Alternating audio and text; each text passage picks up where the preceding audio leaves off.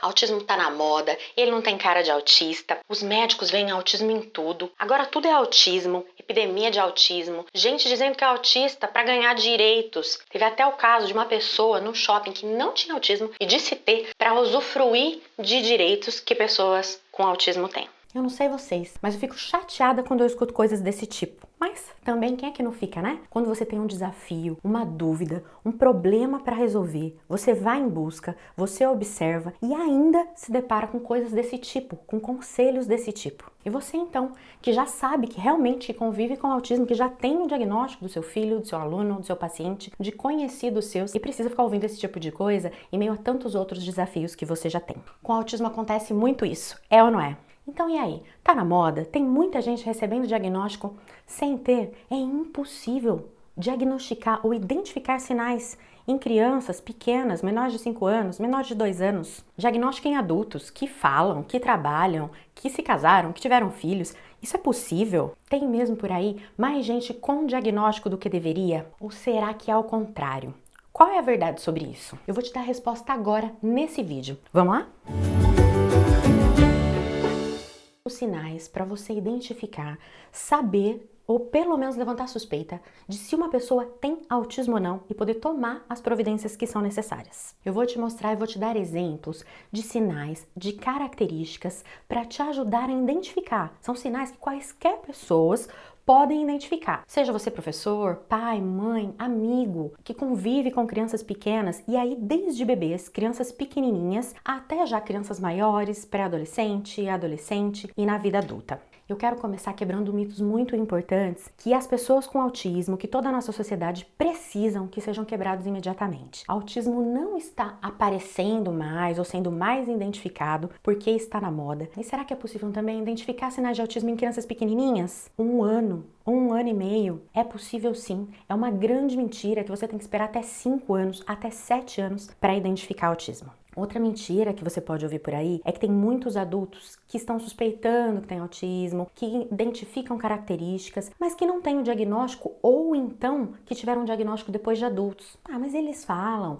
muitas vezes você tem adultos que são casados, que trabalham, e claro, é muito amplo o espectro do autismo, então tem uma variação grande. Mas a gente vê muitas pessoas adultas com autismo sofrendo um tipo de invalidação do seu próprio diagnóstico, questionamentos, desconfianças, constrangimentos em relação a isso. Então fica comigo aqui nesse vídeo para que você possa compreender melhor esses sinais e de repente ajudar aí a pessoa que está perto de você ou a você mesmo. Muito importante que eu vou te falar agora aqui nesse vídeo, que para estar no espectro do autismo, que logo eu já vou falar para você o que é o espectro do autismo, não é necessário ter todos esses sinais que eu vou falar. A pessoa pode apresentar alguns deles. Como também, não é porque você identifica um sinal, 2 sinais, 3 sinais, que quer dizer que a pessoa tem autismo, que está no espectro do autismo. Quando você identifica algum sinal, mais importante, existem alguns sinais que são sinais mais críticos, que eu vou também sinalizar para você, que esses a gente tem que ter mais atenção ainda, que é importante que a partir disso você busque uma ajuda, busque uma avaliação, para que você possa ter a ajuda que você precisa, ou ajudar a quem precise.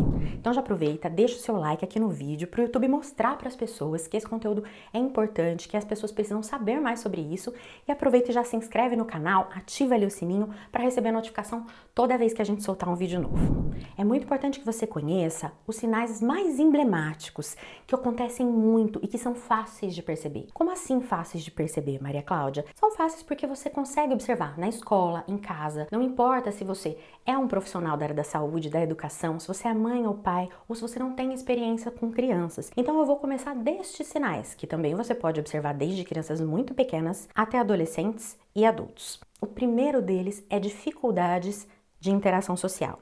Eu vou falar para você em outros sinais com mais detalhes, com mais refinamento, algumas características específicas. Mas logo de cara, a dificuldade na interação social, que a gente pode interpretar de 2 grandes formas aqui. A gente pode ter tanto as pessoas com autismo com dificuldade de interagir, que preferem ficar mais isoladas, mais sozinhas. Então você pode ter aquela criança, às vezes está lá na escolinha ou no meio de outras crianças. Então todas as crianças ali numa rodinha brincando e ela faz o quê? Ela prefere sair da rodinha, ficar no cantinho dela, sair da sala de aula, por exemplo, ir para o pátio, não se misturar com as outras crianças, ficar de costas para as outras crianças, ter dificuldades para fazer amiguinhos, até crianças mais velhas também, dificuldades em interagir mesmo com a própria família, dificuldade de interagir com outras crianças. Então, tanto aquelas pessoas com autismo que preferem ficar mais isoladas ou que parece que preferem, quanto aquelas que têm interações que a gente poderia pensar como inadequadas. Como assim inadequadas? Por exemplo, interromper demais, falar demais, momentos inapropriados,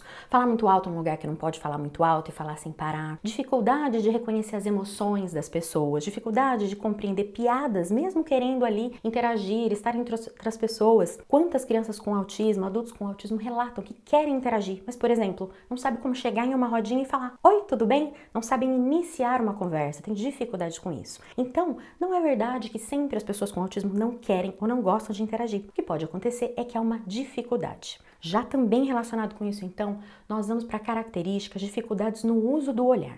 Vamos começar falando aqui de crianças pequenas. Eu posso pensar uma criança bem pequenininha que vai começar tendo dificuldades em relação ao rastreamento visual e as preferências em relação ao que ela olha. Em geral, os bebês, eles têm maior interesse em olhar para rostos, em ouvir vozes, do que, por exemplo, olhar para objetos e ouvir barulhos de objetos. Na criança, no bebê com autismo, isso pode ser diferente. Tá? A criança ter preferência por outros barulhos que não vozes e por olhar para objetos, determinados objetos, ao invés do rosto. A gente pode ter ainda dentro do uso do olhar o rastreamento visual. O que seria o rastreamento visual? Por exemplo, quando você pega um brinquedo e coloca e vai passando assim pelo olhar da criança, se ela segue aquilo que você está mostrando para ela, ou se quando você passa por ela também, ela olha na sua direção e segue. E o tão conhecido, tão falado, importantíssimo, contato visual, contato olho no olho, quando a pessoa olha na direção dos olhos de outra pessoa. Aí você pode ter tanto uma criança, uma pessoa que não olha,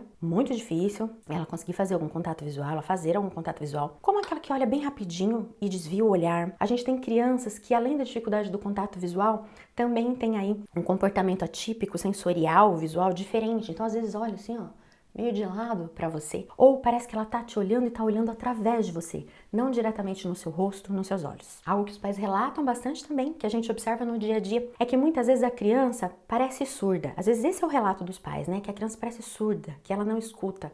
Por quê? Quando você chama, ela não responde pelo nome.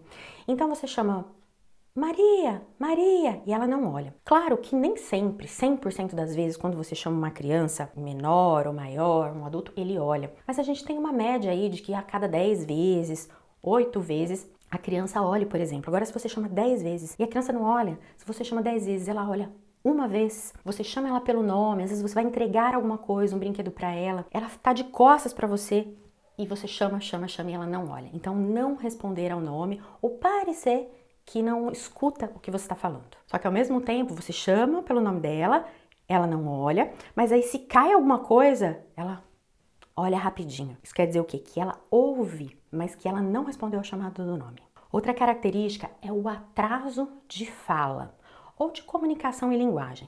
Vamos deixar bem claro aqui que tem uma diferença entre comunicação e fala. Vamos pensar aqui, primeiro, no atraso de fala, porque ele é mais simples de ser observado por qualquer pessoa. Então, nós precisamos ter cuidado com falas do tipo: ah, não, espera um pouquinho, lá com 5 anos ele vai falar, com 3 anos ele vai falar as primeiras palavrinhas, com 1 ano já começam as primeiras palavrinhas, com 1 ano e meio a criança já fala ali pelo menos meia dúzia de palavras, com 2 aninhos a criança já forma frases com 2 palavras. Então, se existe um atraso na fala, que é a produção dos sons, das palavras, mamãe, dadá, e palavras do cotidiano da criança, sobre coisas que ela vê muito, pessoas que ela convive, o atraso nesse aparecimento da fala, ele pode ser sim um sinal de autismo, mas existem outros transtornos de linguagem, de fala, que também tem como característica atraso de fala. Então este é um sinal que precisa estar associado a outros para que se caracterize autismo. Aí a gente tem também a alteração de comunicação.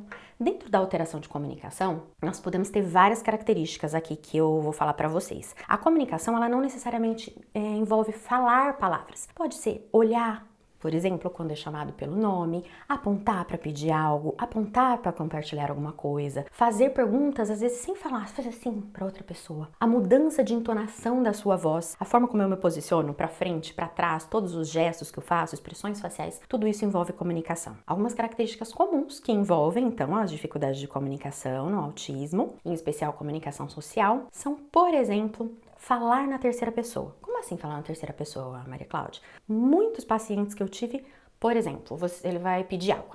A criança vai pedir água. Aí ela fala assim pra você: Maria quer água.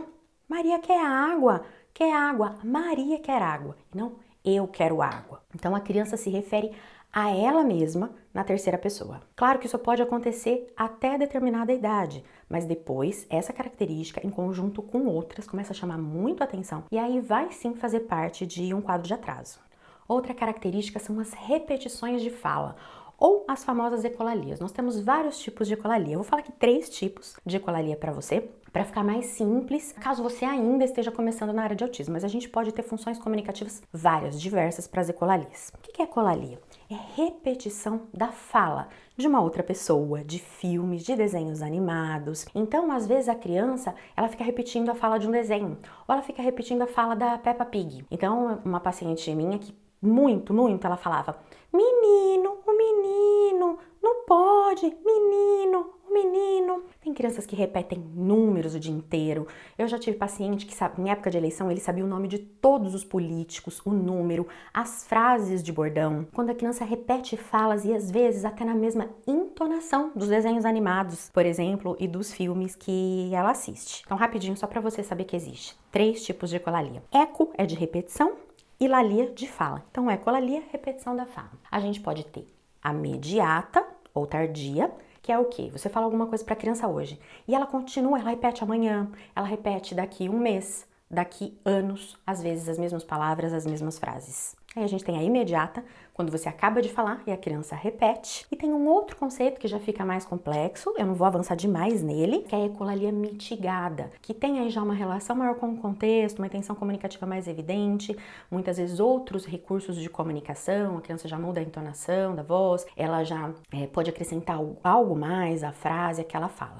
Outra característica evidente são as chamadas estereotipias, ou comportamentos estereotipados, ou também como são chamados os STEAMs, que pode ser o quê? Por exemplo, aquela criança que se balança assim, ó, faz um balanceio com o corpo, vai pra frente e pra trás. Crianças que fazem flapping, ficam balançando assim as mãozinhas. Às vezes movimentos assim com os dedos, ficam fazendo movimentos com os dedos e olhando para os dedos. Ou movimentos, por exemplo, na frente dos olhos, que pra você, pra pessoa que tá olhando de fora, pode parecer sem sentido, mas que tem uma função para aquela pessoa. Não vou entrar em mais detalhes agora, mas pode estar tanto relacionado com a repetição mesmo, né, a flexibilidade cognitiva, a repetição, como também a questões sensoriais, de autoestimulação sensorial. Aí você também tem crianças, pessoas que ficam pulando no mesmo lugar, que ficam girando em volta do próprio corpo, o que pode também estar associado às alterações sensoriais. As alterações sensoriais, vou até dividir aqui em 2 sinais, 2 características principais para ficar mais fácil. Vamos pensar em hipersensibilidade como um dos sinais, hipersensibilidades sensoriais. E o que são elas, né? Às vezes a criança, ela tapa assim os ouvidos, ó, e fica o dia inteiro. Tem criança que fica o dia inteiro assim, ou assim. Às vezes um barulhinho, um trepidar de uma lâmpada, um liquidificador, uma coisinha que cai no chão. Tem filmes sobre isso que mostram claramente, né? Tem um filme chamado Loucos de Amor, onde são várias pessoas com autismo, e a moça tem ali, tem a nível 1 de suporte, e ela fala, ela interage, ela tem namorado, e ela tá num parque de diversões e cai uma bolinha de metal no chão e aquilo desencadeia uma crise, se jogar no chão, etc. Então, muitas vezes essas hipersensibilidades ao toque, você toca na criança, ela já sai, por exemplo, ela não gosta, mas é porque ela tem essa característica sensorial. Então, hipersensibilidade a cheiros, a gostos. Às vezes a criança tá de longe, sente o cheiro de arroz lá da cozinha da mãe, já começa a nausear. Olha para um determinado alimento e já começa a nausear. Então, as hipersensibilidades. A gente pode ter hipossensibilidade ou até busca sensorial. O que é isso? Às vezes parece que a criança não sente. Sabe aquela criança que se machuca, às vezes bate? Eu tenho um paciente que ele corria bastante, ele batia bastante o rosto nas portas e não chorava, não dava nem um sinal de dor com 5 anos de idade. Às vezes machucava, saía sangue. A gente tem muitos relatos e estudos relacionados a isso. Então, às vezes parece que a criança não sente dor quando ela se machuca. Às vezes até um machucadinho, ela coloca o dedo assim, ó, não deixa sarar. Assim como tem crianças que podem se morder, se bater e parece que ela não tá sentindo dor. E dando aqui ênfase para um sinal crítico relacionado à interação, é uma criança que não se interessa por outras crianças. Então vêm as outras crianças na direção dela, conversam com ela, tentam compartilhar algum interesse, mostrar alguma coisa, ela não se interessa. Ela não se interessa em trazer alguma coisa para mostrar, em olhar, em colocar a mão, interagir. Então esse é um sinal crítico. Dificuldades também com o brincar simbólico e o jogo simbólico. Por que isso? Às vezes a criança tem dificuldades para imaginar uma brincadeira. Não só pegar uma boneca, por exemplo, e fazer naninha com a boneca e dar uma madeirinha na boca da boneca, fazendo de conta que está brincando de mamãe e filhinha. Mas também de fazer de conta, por exemplo, que um pedacinho de madeira é um carrinho. Usar um objeto como uma função de outro. Então, às vezes, pegar um pedacinho de pano e fazer de conta que esse pano é um bebê. Que aí você já precisa aí de mais habilidades com o jogo simbólico. E as crianças com autismo podem ter bastante dificuldade com isso. Dificuldades com a quebra de rotina. Então, muitas vezes isso desencadeia crises, choro, angústia. Às vezes, tem uma rotina ali que a criança precisa seguir, né? Então, todos os dias ela acorda, o leite dela tem que estar naquele lugar, dentro daquela mesma caneca. Ela vai comer o biscoito, ela quer o biscoito daquele jeito, às vezes cortado daquele jeitinho. Se você muda essas coisas do ambiente, se você muda a rotina dela no dia a dia, ela pode entrar em crise, em choro, ter muitas dificuldades com essas transições. Então, ela pode ter muitas dificuldades com mudança e quebra de rotina. Aí a gente entra também numa outra característica que está relacionada com isso, que é a dificuldade com transições. Então, às vezes a criança está na escola fazendo uma determinada atividade e ela precisa ir para outra atividade, fazer uma transição, está relacionado com a mudança de rotina. E no dia a dia a gente precisa fazer muitas transições aí de situações, né? Então, se eu estou ali na aula de matemática, depois eu vou para a aula de português, depois eu preciso sair da sala, por exemplo, para educação física. Em casa acontece um imprevisto, não vou acordar todo dia no mesmo horário, ou não vou tomar banho no mesmo horário, não vou dormir no mesmo horário. Aí, ao invés, às vezes, da criança tomar banho, jantar e dormir, acontece alguma coisa e a mãe precisa da janta primeiro. E aquele dia não iria dar banho aquele horário na criança, deu mais cedo. Vejam que a mudança de rotina está diretamente relacionada com essa dificuldade de transição que vai acontecer bastante. Dificuldades na teoria da mente. Nós podemos pensar a teoria da mente como a capacidade de eu me colocar no lugar de outras pessoas, de pensar o que uma outra pessoa está pensando. Então, tem coisas que eu não falo, por exemplo, para não magoar outras pessoas. Por quê? Porque eu penso assim, nossa, se eu falar isso pra ela, ela vai ficar chateada. Nossa, se eu falar que o cabelo dela tá feio, ela nem me perguntou. Não tem relatos de pais adultos com diagnóstico de autismo que a criança vem, vai mostrar o desenho e o pai fala assim, ai, tá feio, tirou 0. Não pensar que a criança vai ficar chateada ou como ela vai se sentir, o que ela vai pensar. O tempo todo nas interações sociais a gente se regula pra isso. A gente pensa o que o outro pode pensar, como o outro pode se sentir para a gente reagir a ele. Outra dificuldade é no reconhecimento de emoções.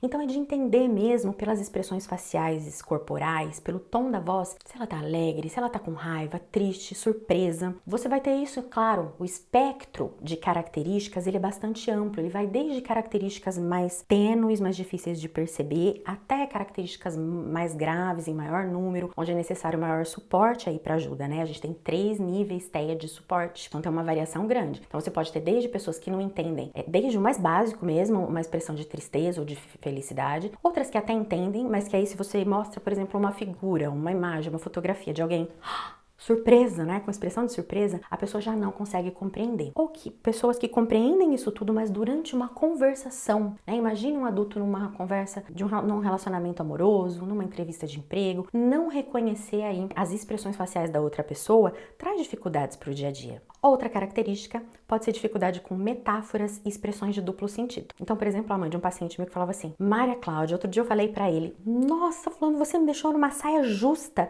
E ele achou que era uma saia justinha mesmo, apertada. Então, quantos relatos a gente não tem? Às vezes você fala assim pra criança, vai ver se eu tô lá na esquina. E ela pensa que ela tem que ir mesmo na esquina. Então, para você entender metáforas, você precisa entender esses duplos sentidos. Então, pode haver também essa dificuldade. Outra característica é a dificuldade de atenção compartilhada. Ela é muito importante, que é, por exemplo, se tá você e a criança brincando ali, fazendo uma atividade no chão. Se vocês dois conseguem fazer uma triangulação, um triângulo ali, como assim? Se eu tenho um brinquedo, eu tô olhando para esse brinquedo e mexendo com esse brinquedo. E a criança também. E aí a criança olha para o brinquedo, olha para mim, eu olho para ela, a gente faz um triângulo na interação, a gente compartilha a atenção em relação ao mesmo objeto, atividade ou interesse. As crianças com autismo podem ter muita dificuldade para compartilhar atenção em um objeto, atividade ou interesse. Outra dificuldade é no apontar. E aí a gente tem 2 tipos de apontar. Pode ser um apontar para fazer pedidos. Algumas crianças, pessoas com autismo têm dificuldade de apontar para pedir água, para pedir biscoito, essa comunicação gestual. Mas a gente também tem pessoas com autismo que conseguem fazer esse apontar, que fazem esse apontar para fazer pedidos de objetos, coisas tangíveis, coisas que ela quer, que ela precisa, mas não faz o apontar para compartilhar. Por exemplo, se passa ali uma borboleta linda, maravilhosa, e a criança olha para você, olha para a borboleta e faz assim. O que ela tá fazendo? Ela tá compartilhando com você. Olha que bonito, mamãe. Sem precisar falar nada. Outra característica pode ser o hiperfoco, então a criança às vezes tem muito interesse em alguma coisa, letras, números, aviões, dinossauro, então ela só quer saber daquilo, só quer brincar com aquilo. Dificuldades de imitação, dificuldades de atenção e concentração, atrasos ou dificuldades motoras, entre muitas outras. Então tem muitas características aí para você observar, para você levar para o seu dia a dia e buscar identificar. Obrigada, pessoal. Se inscreve aqui, já dá um like, ativa o sininho para receber as notificações. Porque sem notificação, o canal do YouTube para você não é nada, porque ele não entrega para você quando sair um vídeo novo. Às vezes a gente vai ter um tema aqui muito bom, maravilhoso, que você gostaria de saber. E como você não ativou as notificações, perdeu. Obrigada pelo vídeo, clica aqui, se inscreve no canal e até o próximo vídeo.